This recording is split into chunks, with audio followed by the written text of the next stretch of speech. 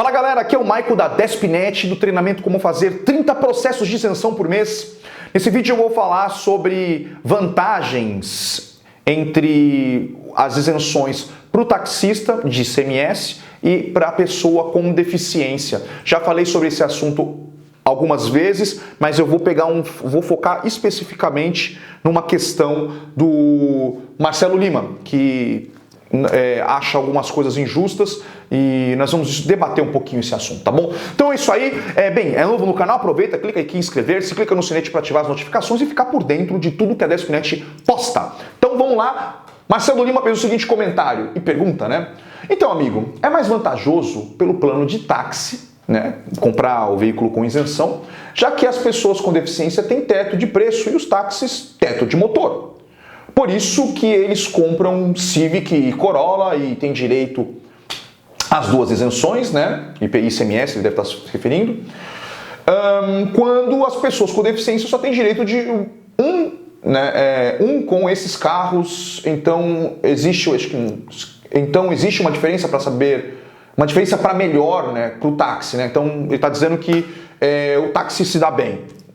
E com novos motores turbo chegando, né, na praça, menores e mais potentes, equipando carros maiores e mais caros, a balança pende mesmo para os táxis. Aí ele pôs um ponto de interrogação aí, dizendo que já que a motorização é 2.0 e agora com esses motores ficando mais potentes sem aumentar a cilindrada, o taxista está se beneficiando cada vez mais das isenções, enquanto que a pessoa com deficiência, se aumentar a potência do motor, obviamente que o veículo vai ficando mais caro e vai se ferrando a pessoa com deficiência. Marcelo, eu concordo com você, tá? Em partes. Por quê? Primeiro que o táxi existe um limite. O governo ele tem como estimar, quando ele criou a legislação do táxi, para as isenções para o taxista, o táxi é um transporte público, tá bom? Por exemplo, quem usa Uber ele é um transporte de aplicativo privado. E o táxi, ele é um transporte público. Quando é um transporte público, é que nem os ônibus. Os ônibus que estão ali, que você pega no ponto de ônibus, são concessões do governo municipal para exploração desse tipo de serviço. E esse governo ele cria uma legislação local, né, e regulamentos, ou seja, a fiscalização é muito mais intensa, as multas, não é só as multas de trânsito, mas sim as multas administrativas, a pessoa pode perder a concessão. Então é assim que funciona. Então o táxi entra nessa categoria igual os ônibus.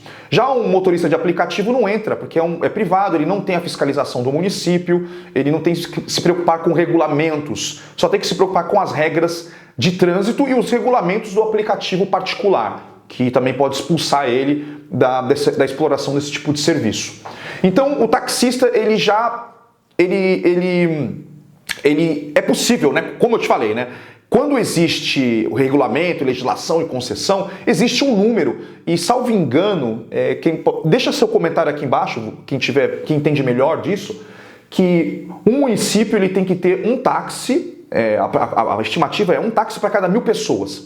Então, por exemplo, eu estou aqui em Santos e a gente tem, acho que são 150 permissões, eu já nem lembro mais. Eu cheguei a trabalhar bastante tempo com táxi, 170, enfim. E tá errado, porque Bertioga ele era um distrito de Santos e passou a ficar independente, virar uma cidade, e muitos taxistas que tinham uma concessão para trabalhar em Bertioga vieram para Santos, e numa época onde a população de Santos ela era 500 mil de habitantes e hoje tem 400 e poucos mil. Então tem táxi adoidado aqui na cidade de Santos. Onde eu quero chegar? Eu quero chegar que em todos os municípios existe um número lá de taxistas. E essas informações chegam para o governo estadual. O governo ele sabe quanto ele vai deixar de receber pelo número de veículos de transporte público que vão ser utilizados para poder atender o público. É meio que o governo ele terceirizou, por isso que é transporte público, ele terceirizou esse serviço para uma iniciativa privada, e o táxi ele é um motorista autônomo individual que tem esse tipo de concessão. Então, o governo ele sabe quanto vai perder. Aí a pessoa com deficiência, ele já achava que sabia. Então, eu imagino que é por isso que exista o teto. Porque conforme cada vez mais pessoas, vê que o governo não está nem aí, ele não divulga o direito da pessoa com deficiência. Quem faz esse tipo de divulgação são canais como esse e empreendedores que atuam no segmento para poder desburocratizar, ajudar a pessoa a conseguir o seu veículo, né? O governo não está nem aí, ele não divulga, um quarto da população pode ter direito à isenção, só que ele imaginou o seguinte, que em um quarto que tem condições de ter carro, né? Então existem aquelas restrições de disponibilidade financeira e patrimonial para comprar o carro e assim por diante, e ele achava que ele poderia ter controle sobre isso, que ele tinha uma visão correta sobre o número de pessoas que poderiam pedir o benefício, e colocou o teto como uma maneira de segurar, de como se conseguir fazer uma previsão orçamentária com base nessa... abrir mão de receber esses impostos. Eu imagino que, e pelo que eu vejo em muitos noticiários, que eles não esperavam que tantas pessoas viessem a pedir o benefício. Eles não esperavam. Então eu imagino que também seja por isso que o teto está tanto tempo sem ser alterado, tá bem? Veja bem, isso são conjecturas, nós estamos batendo um papo, tá bem? Baseado na minha experiência e no que você vem acompanhando. Então assim, eu já falei sobre a pessoa com deficiência, ela é que nem um outro carro comum, tá aí circulando, sossegado, não tem problema. Taxista, eu já fui fiscal de táxi, tá bom? Eu trabalhei na CET durante 8 anos e eu trabalhei num departamento que fiscalizava táxi. Então era muito comum eu parar no ponto de táxi, o cara lá fica no ponto e eu metia intimação, naturalmente pedia documentação, se tivesse regular, tinha intimação para poder ir lá se explicar, tomava autuação administrativa, como o cara ficava o dia inteiro, ficava sujeito a tomar multas de trânsito. E é o seguinte, gente, por isso que tem que tomar muito cuidado e nunca compare uma classe com outra classe, senão você vai esquentar sua cabeça porque você não conhece quais são os problemas da outra classe.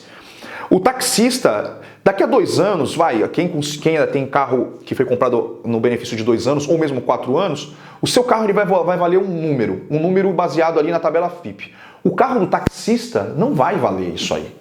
Por quê? Porque não tem como vender pelo mesmo preço um carro que ele era táxi. A quilometragem está estourada, cara. O cara vive trabalhando com aquele carro, tá bom? Então, não compare. A dica que eu dou é não compare. E o taxista ainda, ele se ferrou com essa questão dos aplicativos, né? Com essa questão dos transportes privados de aplicativo. Muitos taxistas, para você ter uma ideia... Naturalmente que quando o táxi ele foi criado, a visão era que um motorista lá, ele tivesse a concessão e ele trabalhasse só daquilo. E aí foi mudando o negócio ao longo do tempo e aí virou meio que uma empresa, o táxi, que não era a finalidade como ele foi criado. Então por isso que muitos taxistas até entendem mais ou menos ali a mudança tecnológica, o que trouxe. E aí depois acabaram gente criando frotas, fazendo arrendamentos, colocando mais... O taxista, na verdade, quem recebeu a concessão nem trabalhava no táxi. E hoje ele está sendo obrigado a trabalhar ou vender. Então permissões de táxi em alguns lugares, como na cidade de São Paulo, poderiam valer a permissão que não é comercializável, uma concessão, ela deveria só ser transferida, mas tinha valor comercial em contrato de gaveta, valia R$500 mil. Em Santos chegou a valer acho que 200 ou 300 mil reais uma permissão de táxi. E hoje você consegue comprar uma permissão de táxi por R$30 mil. 30 mil. Quando eu comecei a trabalhar, antes de eu trabalhar na CET, eu trabalhava com fiscalização em despachante documentalista, tem alguns vídeos que eu conto a minha história. E eu cuidava da documentação do táxi para pedir isenção de IPI, isenção de ICMS. Naquela época, em 1998, uma chapa, a gente chama aqui em Santos chapa de táxi, uma permissão, valia R$50 mil. Era o preço de um apartamento na época, de 2 quartos, sala, cozinha e banheiro. Então muitas pessoas acabavam, em vez de comprar um apartamento para alugar, investiam um táxi, colocava 2 motoristas porque ganhava mais ou menos o dobro do que você receberia de aluguel. Você está entendendo como é que é? Então sim, foi só piorando a situação do taxista. Então hoje eu digo para você que o taxista está bem ferrado, entendeu? É isso que eu posso te dizer. Apenas para você entender um pouquinho da classe do táxi, mas voltando àquilo que eu já falei umas 2 ou 3 vezes. Nunca compare uma classe que tem direito a uma isenção muito parecida com a sua ou o benefício com a sua, tá bom? Nunca faça isso porque você não conhece o outro lado. O taxista está sendo prejudicado e a pessoa com deficiência também está sendo prejudicado. São situações bem distintas, tá bom? Então é isso. Foi um bate-papo que eu tive com o Marcelo aqui, né? Obrigado, Marcelo, por deixar teu comentário. Eu acho que muitas pessoas até têm curiosidade, queriam saber mais sobre, ter uma visão geral aí sobre a isenção de táxi e a comparação dela da pessoa com deficiência. Então é isso aí, o vídeo ficou longo pra cacete. Gostou do vídeo? clica aqui em curtir, clica em compartilhar, deixa seu comentário também, eu quero saber como o Marcelo que comentou aqui, eu quero saber o que você acha disso e o que você espera da isenção para pessoa com deficiência, tá bem? Então é isso aí, te vejo no próximo vídeo, deixa eu curtir aqui, tá bom? Compartilhar, que é importante, o canal tá crescendo cada vez mais. E é isso aí, obrigado pela audiência, um forte abraço.